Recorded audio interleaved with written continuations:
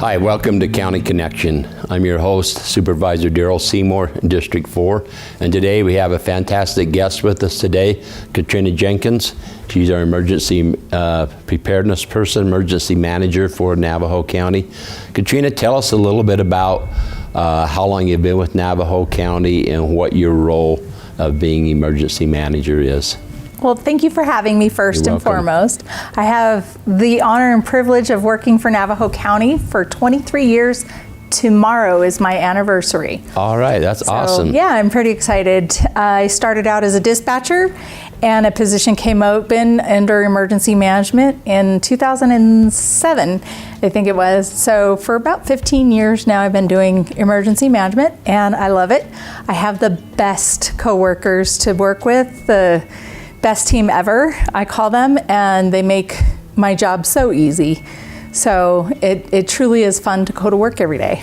Well, that's fantastic, and you do a great job. I mean, Catrina is known all over the state, and she is a go-to person when it comes to some of the knowledge, some of the experiences, because we've had some really unique experiences in our county and in the state that you've been part of over the years too. For sure. Who knew we were going to have a geospatial storm? New weather. And things that way. It does happen, but it was pretty, right? It was pretty. In certain places. Hey, we've just moved out of the cold season, the winter, spring's here. And so people, you know, what is fire season? When do we determine fire season? What determines that? You know, kind of explain that, please. Sure. So I don't like to use the term fire season, although it is pretty common language that is around and has been for quite some time. Fire is really a year-round threat for us up here in what we call the WUI, or the Wildland-Urban Interface. So fire is typically caused by one of two things. One is nature, one is human caused. And this time of year, it's almost always human caused. And so we're looking at those, we're watching the weather, we're watching the human beings, we're watching all those categories that make the fire threat more dangerous. Our conditions in the forest are drying out. Right now it's pretty green out there because we, like you said, we're in that springtime where we're green and happy, but it's gonna start drying out. We're having the windy days, more wind than rain, so that adds to it. But it's not just about the dryness, because while that is a big factor, it's not the only factor. We do look at how many people are going to be up on the mountain. We look at how much resources we have as far as manpower and equipment that we can get or have readily available. So you look at the calendar even, you know, because the calendar, hey, we're moving up here on, you know, graduations, April 26th, whatever Memorial Day is this year. And, and that's a big weekend, and people start to migrate to a little cooler climate. Yeah, we've already seen several weekends where we're having a lot more visitors come up to the mountain, which is great. They're, you know, we love having more people up here, but we just want people to be mindful that it is that time of year where we have to be careful, and we have to be careful year round, right? Because just because it is green out there, don't make the mistake of thinking that it won't burn, because it will burn if it gets, you know, into the right patch. So we just want people to be always vigilant and conscientious when they have a fire or around fire. You know, and I think that just because of the growth of people in the state of Arizona that move from all other places, and then they find out about this area, they come up and they don't realize really the terrain and the different winds and all the conditions that make it as well. And you know, it's funny when you say just because something's green, it doesn't burn. You know, last year I was doing a little bit of raking up around my yard and everything. I got these green bushes. We've had a big snowfall in the fall. And I'm just raking little leaves, burning a few, and I just turn my back for a second. I turn back around and whew, my whole, you know, junipers are just smoking, and I've, you know, thought I've set the whole house, neighborhood on fire. But that quick, that's me right there, man. And that's one of the things that we try to tell people all the time. Please don't leave any type of fire, whether it's a debris burn like you were doing, a campfire, a cooking fire, any type of fire, please don't ever leave it unattended. I turned my back. I was attending. I know, you were still there. It happened. Good thing for a fire extinguisher and a little bit of water. A little bit of water. A lot of help Shovel. with the winds. You know, you come together at the table with a lot of different people and different partners that you partner with. How does that happen? Who's involved to make all of these things, you know, be as organized and ready as what you can. We love our partnerships up here. We have what we call the White Mountain Fire Coordination Group. It's both Apache County Emergency Management, Navajo County Emergency Management teams. Then we have our federal forest, state forest, and local partnerships, as well as our BIA Fort Apache Agency and BLM, all come to the table every week. We start somewhere around March, probably in the beginning of March, just kind of talking, making sure we're ready, get everybody all on the same page with a pre-season meeting, and then we pick a date where we think we're going to judge the conditions, where we need to have weekly conversations, which is where we're at now. We're having those weekly conversations and determining whether or not we need to go into restrictions, what level of restrictions would we need to go into, all of that based on those criteria that I was talking about before. So we are so fortunate to have the partnerships that we do. It's great. And just because maybe Flagstaff or this place, they're in fire restrictions, it doesn't mean it's spotty is where certain fire restrictions can be too. Correct. It's not a statewide blanket decision made by one person. It is, and we are truly unique up here. In other counties, they follow whatever the forest is going to do, and they just go and adopt that. Well, here we take a regional, whole community approach, and we really do have conversation about it, what it means, where we're at, what it looks like, what do we need to do as a whole. Right.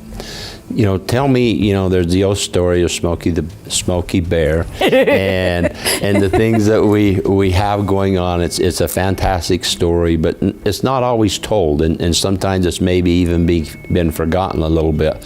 Touch base a little bit about that, and then what it takes to be Firewise. Yeah. What is Firewising your neighborhood, your home, and even your family of being ready for fire? Perfect, I love it. So in case you didn't know, this year is Smokey Bear's 80th birthday. So for 80 years, Smokey Bear's been out there, the champion of protecting the forest, making sure we do the right things when we're out there enjoying, recreating, working, playing, all those great things, but doing it right, being the good stewards of the land that we have the right and the privilege to live on. Really, it is a privilege that we have these beautiful mountains with trees and everything. Not everybody has this, so we have to take good care of it. And that's what Smokey's message is take care of this land. Put out those fires. If you have a fire and we're not in restrictions, do it smart. Do the right thing. Drown, stir, feel, drown some more. Stir it with a shovel, feel it with the back of your hand, make sure that there's no embers or hot coals, and then just keep doing that, repeating that until you have no worries. We've had several fires start and get out of those fire rings when people go to bed at their camp or things like that. So we definitely want to make sure that we're doing the right things there. Being Firewise at home is just as easy. There's plenty of resources out there, but one of the best things you can do is check your gutters, make sure there's no dry leaves on the roof or the gutters or pine needles. Make sure you have reflective numbers out front so that we can see you if we need to get to your house. Really simple things like screening under your decks or moving the firewood pile away from your home. That's also another big one. So there's a lot of things that you can do to be Firewise and adopting that fire adapted community mindset. We're gonna have fires. Right. We had them last year, the Cottonwood Ridge Complex fires. We got a little nervous about some of our Sholo areas like Torion. So we were really watching that. We came together as a community, our responders, to watch that, but it ended up hitting a good spot that had been treated. And that's part of Firewise too, is treating the forest, mitigating those. So prescribed burns, lumber, all of those treatment types are a big part of it. Thank you for sharing that. I think part of it too is being a good neighbor. I mean, yes. If your neighbor has done everything they can to clean up and everything around, it's real hard for me to go onto your property and make it Firewise without your permission, or you may not give me my permission, but you have also endangered my home and my surroundings by you not being good stewards of your own property. So and true. I can't tell you how many calls that I got back when I was mayor or a supervisor. Could you make this person cut their tree down? Could you do this? Could you do that? You know, they have their rights, but at the same time, we just encourage people to be good neighbors. During the Wallow fire, the Rodeo Chetasky fire, there's several documentations how a fire would burn one house and leave another one standing, and it would take from the gutters or the culverts and pass through the road and come over to here. So there are a lot of measures around your home of what you can do to do well and to keep the debris down and away from it. Yeah, we're looking for that protection against the ember, what they call the ember cast. So those embers that come off of a fire and blow miles, not just feet, but miles, and that could land somewhere where we don't want them, and that's what we're protecting. We're defending against. And that's why we get that term defensible space. So defensible space will keep your, hopefully, not always, it's not perfect, but it does increase the odds of protecting your home. And if you have created that defensible space, our firefighters can come in and defend your home better. And to be very honest, and this is pretty blunt, and I hate to be that way, but sometimes it's necessary. If you aren't willing to do the work on your property to create that defensible space, chances are the firefighters are going to go right past that home and go to one that they can defend and expend that energy there, because it's their life on the line to do it. And they want to go home to their families. So I don't blame them one bit. So we just ask and beg and plead. And there's programs out there we can help you. You can call my office. We can sign people up to get on the grant list that we coordinate. Other agencies out there also, we're competing for these grants, but it's a good competition. So we want those grants up here, and we want people to take care of those homes. So there's a lot of things that you can do you have to participate part of that grant, but there's also a pot of money that can come in and help you defend your own property and get it up to that Firewise condition that we have. We also have to realize just our regular firefighters or your neighbor next door's house catches on fire because of a stove or a kettle or an electrical outlet. That home catches on fire. We're not having a forest fire, but how defensible are you from there that it doesn't create a forest fire within our own community? And I think that's always a threat. Any day, any given day, any hour, that can happen. And little things like using an ashtray instead of tossing those cigarette butts. And we hear about that every year too. We also hear every year about, well, those restrictions don't apply to me. I live here. Those are for those visitors, not me. And vice versa. The visitors are like, oh, I don't live here. That doesn't apply to me. We hear it all, folks. Trust me. The rules apply to each and every one of us. So that's the message. And I think it's just the little things. I think last year, even pulling a vehicle behind you or a trailer or something, we sparked at one time. There were like almost eight sparks or 8 fires that were started in a couple of mile range from a trailer hitch or a chain that was dragging behind, and things were so dry that automatically, like somebody just going out and throwing gas at a certain spot with fire, and that's a really bad situation because you can start a big fire in a hurry. The 377 fire about 5 years ago, remember? And now it's just nothing out there in that one spot on 377, and it was multiple, and it was a failure of equipment. It wasn't anybody's intentional fault, but just the ramp came down off of that truck and spot fires all the way down 377. The chains, there's this great thing I found. It's a chain hook. You can hook those chains up so you still have the lag in case of an accident or something, but it just hooks them up so that they're not dragging. And they're $8. Not much at all. Piece of plastic, $8. It's pretty affordable. And it's such an easy way to stop and prevent a fire from happening. That's great.